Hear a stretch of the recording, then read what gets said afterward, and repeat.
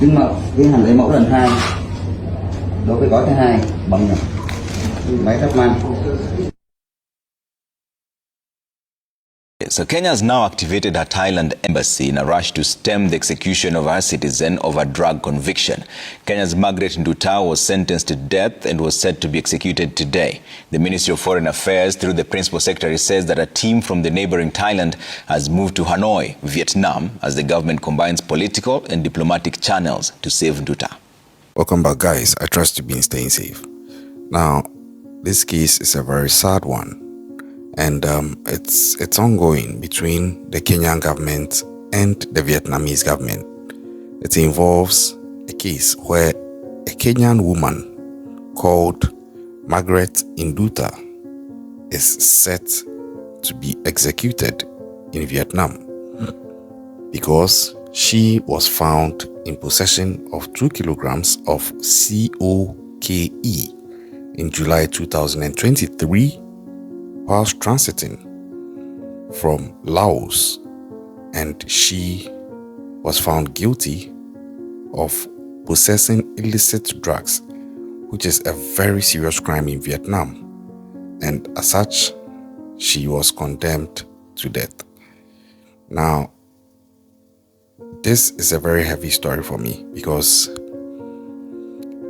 it's serious. I've seen videos of her mom and her family suffering the impact of this consequence, and the sentence is imminent because she was actually, per the publication, it's alleged that she was actually supposed to have been offed just some few hours ago. But then, the Kenyan government is trying to intervene and put a plea across for Margaret Nduta. But the video you saw at the beginning of this episode was a video of when Margaret Nduta was arrested at the airport. Now, her full name is Margaret Nduta Macharia, or some will say Macharia. She was arrested at the airport, and you see in the footage that she was trying to cover her face, although she seemed so composed. But if you look at her facial appearance, you could tell she was visibly worried as the officers went through what they were looking at and tried to test that white powdery substance which you saw in those polythene bags in front of her. Now, this case saddens me a lot because I'm not sure what happened actually, whether she meant to do this or she was set up, or she was just so dumb and naive someone played her.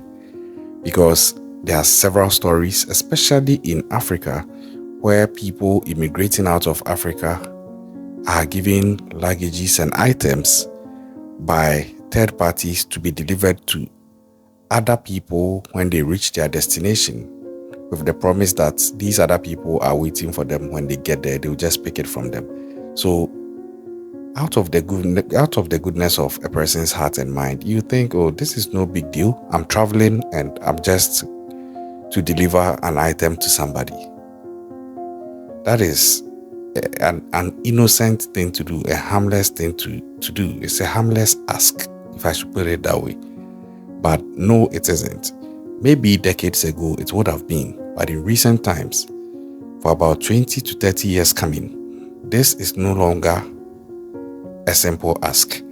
If somebody is asking you to do such a thing, please, you do that at your own peril, because most often than not, it has turned out that such packages mostly have drugs hidden in them, and they give this to unsuspecting, kind-hearted people to deliver to their crooked partners at their destination, believing that these people are so innocent, they may probably beat the security system because they don't look suspicious, or even if they fail, well, they, the mastermind, will not be caught, because most often they come under a disguise or a false identity to approach these kind-hearted people and get them to do these things.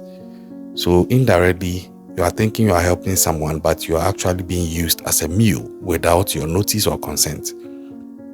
And the painful thing is, when you are caught in possession of these DRUGs, no matter what you say, you are still guilty because they were found in your possession, and it makes you guilty. You can try and see anything you want to say, but the funny thing is, that is the same thing an actual criminal would also say. So how do they determine what you are saying is true?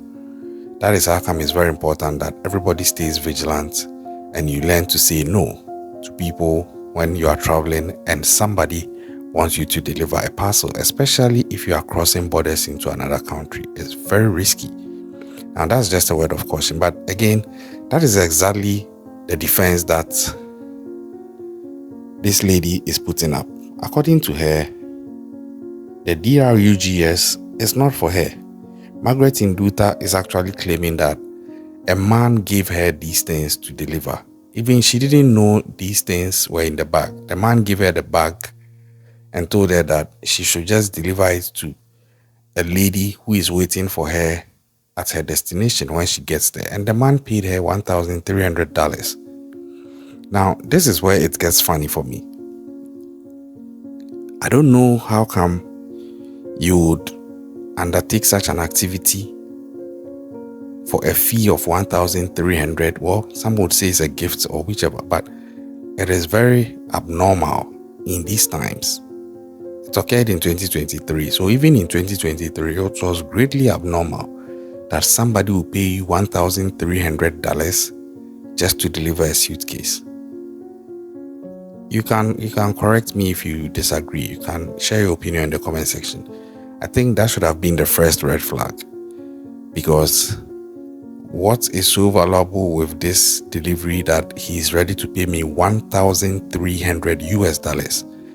Even if it's outside of Africa, it's still quite an amount. Even in the US, $1,300 is quite an amount, no matter where you find yourself. So I think that this was enough for Margaret Nduta to have seen that this is a red flag. Unless, of course, she was in on it. And when she got caught, she's saying she wasn't in on it. But then, I am not the one to decide. In actual fact, the courts had decided and she was sentenced to death. But then, the Kenyan government stepped in, trying to appeal the decision and trying to convince the Vietnamese court to stay execution and possibly convert the death sentence or the death penalty to a life imprisonment instead, and then get her to serve it in Kenya. And this is where it gets dicey again, because if you know Vietnam, you know that they are very tough on illicit drugs, and I understand why they would do that. I respect it. We've all seen in one way or the other the damage that these substances do to the society. So if a country is very stringent with its laws on such activities, hey, you can't fault the country. But again, ignorance of the law is no excuse. So the defense that Margaret Nduta Macharia is putting up, it seems emotional, but the law can't take it. And that is what happens when emotions meet the law. It's a very, very sad situation to be in, and my heart goes out to her. You can go to the comment section, let's support her. Type anything that you think will help with the plea to the Vietnamese government to stay execution for Margaret Nduta Macharia and find an alternative punishment for her. You can leave any message in the comment section with that regard, or you can put your opinion across as well. But I am trying not to lean to the emotion. I'm speaking to the law aspect of the whole thing, because at the end of the day, that's what it comes to. Vietnam is a sovereign country. So Kenya is no way trying to dictate to Vietnam, and no way can Kenya dictate to Vietnam. They are just putting forward an appeal. But that appeal is where it also begins to sway, because at what point is Vietnam going to make an exception for Margaret Nduta Macharia, and into the future and subsequent cases involving illicit drugs? Where would Vietnam position the law now? Because if they make an exception for Margaret Nduta Makaria, it's going to be a precedent going into the future. And then it will be like the country has relaxed its stance on such criminal activities, which may in turn possibly motivate these criminal elements to now push harder. So it is a very dicey situation, and in all this, unfortunately, Margaret Nduta Makaria is caught in the middle. And it's not a good place to be in, actually. I watched the footage of her mom being interviewed, and these things are heavy. This is somebody's life we are talking about here. But at the end of the day, the law is also the law. I don't want anybody to see it as though the Vietnamese government is bad. I don't think they are bad. I think that sometimes when the law is dispensing justice, it gets emotional and sad. But then the law is swift. As at the time I was making this video, the execution had not yet been done. I don't know if it has been stayed as being appealed by the Kenyan government, although it's been alleged that the Vietnamese government indicated that they were going to consider, that's the word, consider the plea of the Kenyan government. But as to what goes into consider, I didn't get any explanation in my research. So I'm following the case to see how it goes. But what do you think about all this? Are you aware of any such similar cases where somebody is traveling or immigrating and another person gave them a luggage to disperse or to deliver for them, and it turns out to be something else? If you are aware, let me know these cases. I want to start going into such cases to create more awareness, because this happens to a lot of people. And even as it turns out, Margaret Nduta has kids. When her mom was interviewed, she indicated that Margaret was in such high spirits when she left. And she even told her that a man she met told her suitcase was small and he had given her a bigger suitcase. A whole lot of things. And that when she settled, she would come for her twin sister. You know, she was in high hopes. Little did she know that she was on a mission, possibly never to return. Unless, of course, she knew, and now she's playing dumb. I don't know. And I don't say this lightly. I'm just trying to analyze the situation as it has played out.